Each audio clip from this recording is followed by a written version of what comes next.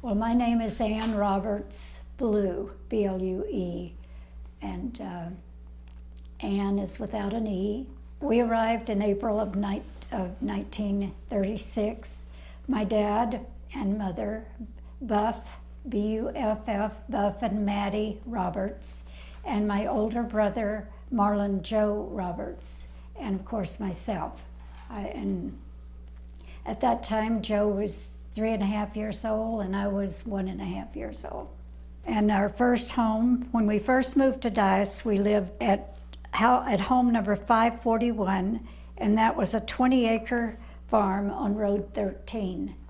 And we lived, that was about 3.5 miles from the center. We did move later, and my brother wrote these notes, so it's from his perspective. He passed away last year. And he says, I remember a large truck with a tarp over the bed hauling our furnishings to the intersection of Road 2 and 13. Our furnishings were unloaded on an 8-wheel log wagon pulled by a small Caterpillar tractor. It moved up the muddy Road 13 approximately 3/4 of a mile to our new home. The house was white, which we could hardly see from the road of a distance of 75 feet for the thickness of the woods between the house and the road. So that was the first house that we lived in. Where did you live before Dyess? Before Dyess, we lived in Aubrey, Arkansas, which is in Lee County, and we lived with my grandpa. My dad was without work, and we lived with him, I don't know exactly how long, but probably at least 2-3 years, and that's where I was born. We lived with him and for at least 1.5 years or longer, because everything was so bad, I guess, during the Depression. There were no jobs, and my dad finally got a job with the WPA. He was recommended by our neighbor, is what I was told, who was a Methodist minister. And his job was to dig little ditches to clear so the water would run off the gravel road into the ditch. So that was not much of a job, but it was better than nothing, helped to feed the family. And of course, when we heard about Dyess Colony, that was a big opportunity. And as you probably know, it wasn't the easiest thing in the world to be accepted into this project, because you had to be fairly young, you had to be healthy, and I guess if you had children, that was a bonus, because that was good workers for you. And you had to be upright and moral, and there was just a lot of restrictions, just not anybody. I mean, you felt like if you got here, you were really lucky. And I think that was true. We were really lucky. So it was a good move. Mandy, do you remember how your family heard about Dyess? I'm not really sure about that. I think I probably heard from the preacher next door, because he would be the one that would probably have found out that type of thing. So I'm assuming that. I don't know for sure. What do you remember about your home here in Dyess? Well, we thought it was great. We had a 3-bedroom house with all of we were wired for electricity, which we didn't get until 1948, but nevertheless, we were wired. If it ever got here, then we were going to have it. And we had plumbing that we couldn't actually use, but we could heat water and put it in the bathtub. But of course, when we were little kids, the wash tub went in the living room by the fire, and that's where we took our baths. I don't know when my parents took a bath.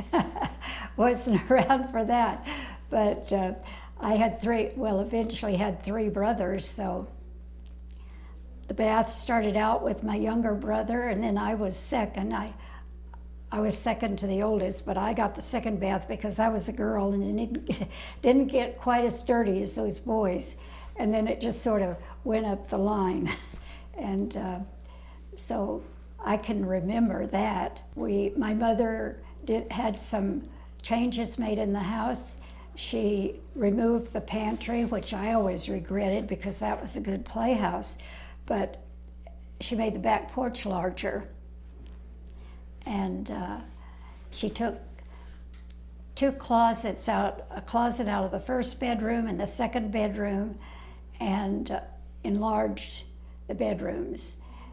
And then we had a bathroom with a closet across the hall, and she removed the wall on the bathroom side so that we had a large bathroom, and it was like a walk-through. From the back bedroom you could get to the bathroom, and from the middle bedroom you could get to the bathroom. So that made open the house up, and we didn't have enough clothes to fill 3 closets anyway. So, but my mother was a hardworking woman, and she just knew how to do things and fast. You know, she was just really a dynamo. She really was great. How long did you stay in Dice?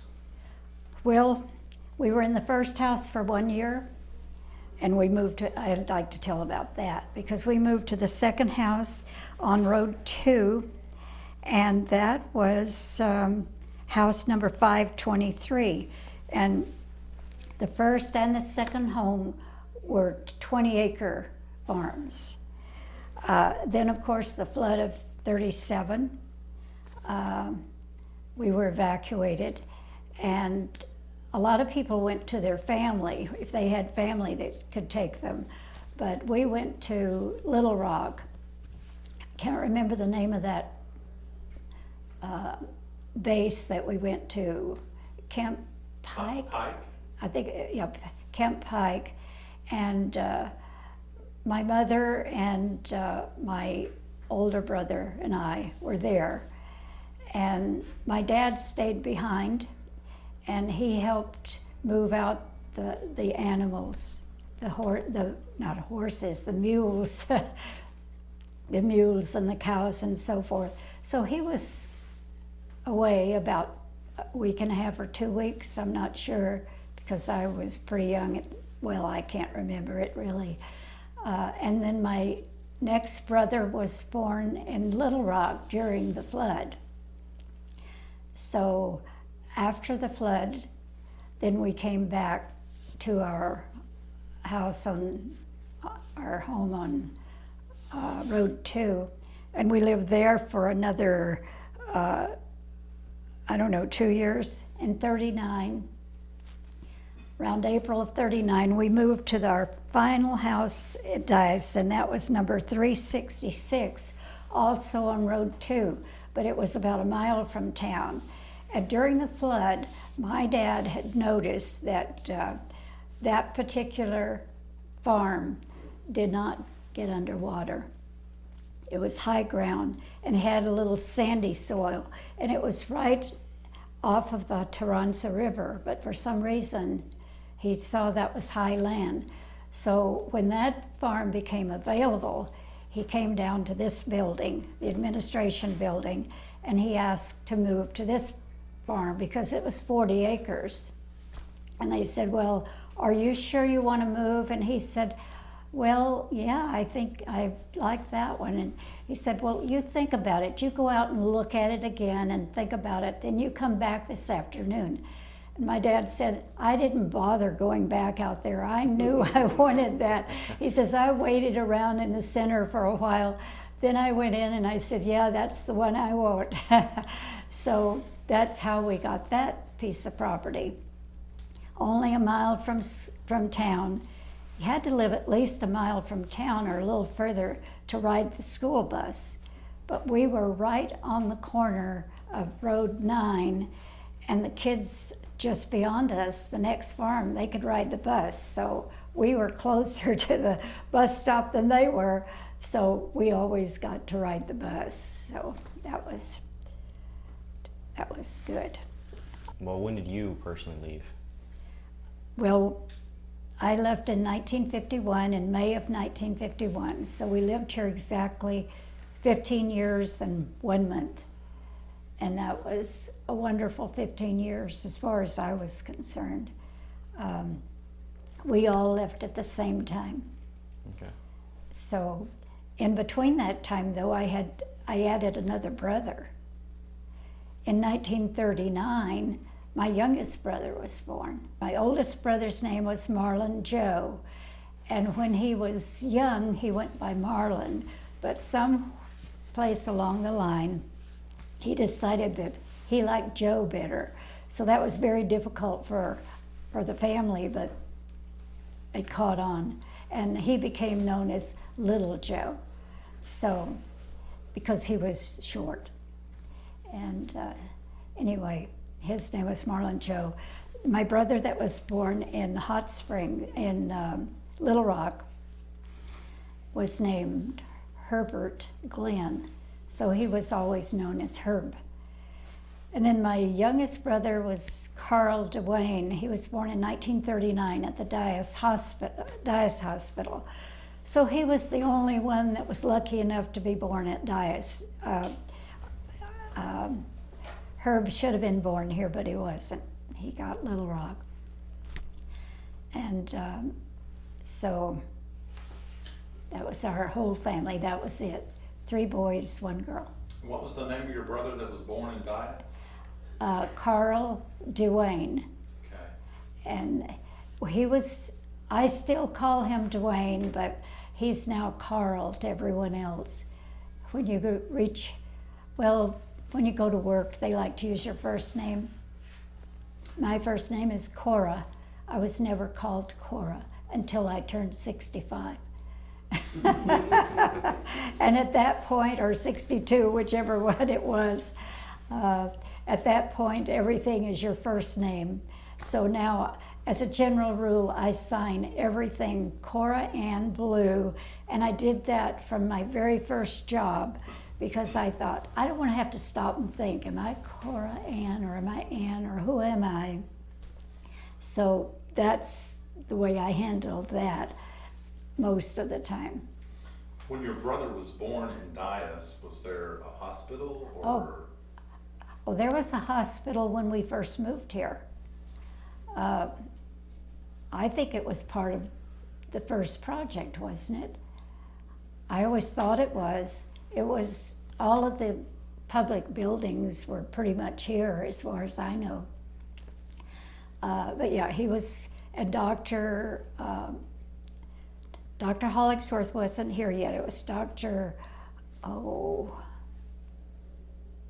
think of it later, no doubt, but I can't think of it now. Dorman, Dr. Dorman was the first doctor here, as far as I know. And later, Dr. Hollingsworth came, and he was here the whole time that I was here. In fact, I think he was here till he passed away. I'm not sure.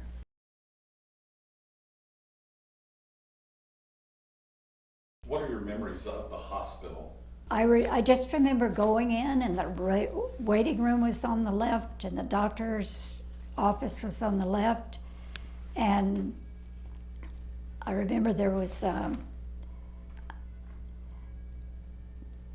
just remember they had a dispenser for medicine. They had, I think they had two wings, 2 larger rooms with several beds, and maybe a couple of private rooms, I'm not sure. I know that I had my tonsils removed when I was in the 3rd grade, and my appendix when I was in the 4th grade. And I remember very well that that I was laying in that bed and I was just felt like crying because I thought everybody thought I was going to have a baby because I was in the hospital. I thought that was the main reason you went to the hospital, was to have a baby. And I thought, oh my gosh, they'll all think I'm having a baby. I can't believe it. But then I was only like 9 years old, so I guess I can be excused for that. But anyway, I think I was in the hospital a week when I had my appendix out. And I remember going home, and I still wasn't supposed to do anything. And I remember Mother one day saying, okay, supper's ready, bring the chairs in, because some of the chairs were in the living room. So I picked one up, and she said, no, don't you pick that chair up. But I thought I was supposed to do my share, I was supposed to help, but no, I wasn't. What do you remember about the school? It was beautiful. We were very proud of our school. We probably had the most advanced school in the whole state, because most, as far as I know anyway, most schools at that time were two-story or whatever. And here you had a school that was designed by an architect that no doubt for the federal government was one of the best. So we were very proud of our school. It was beautiful. We had everything. We had a music room. We had a library, a nice kitchen, for lunches, lunchroom. It was fun. We had all kinds of things. We played on the playground. We played when we were young, we played jacks all the time. We jumping board. Jumping board is great fun. You could never do it today, I'm sure of that. But there was scrap lumber behind the school, and we'd get 2 or 3 boards and stack them about yay high, and we would put a long board across it like a seesaw, and you'd adjust it for weight, and you'd have 2 kids. One would stand on one end, one would jump on the other, and you'd jump up in the air and you'd come down and throw the other people in the air. And if for some reason it threw you, it went like this, it threw you off, well, that was called cutting the butter. And we would race out during our lunch or recess, we'd race out there and you'd try to get those boards, and there'd be 2 or 3 groups at the same time. And boy, we'd be flying in the air. It was so much fun. It was just great.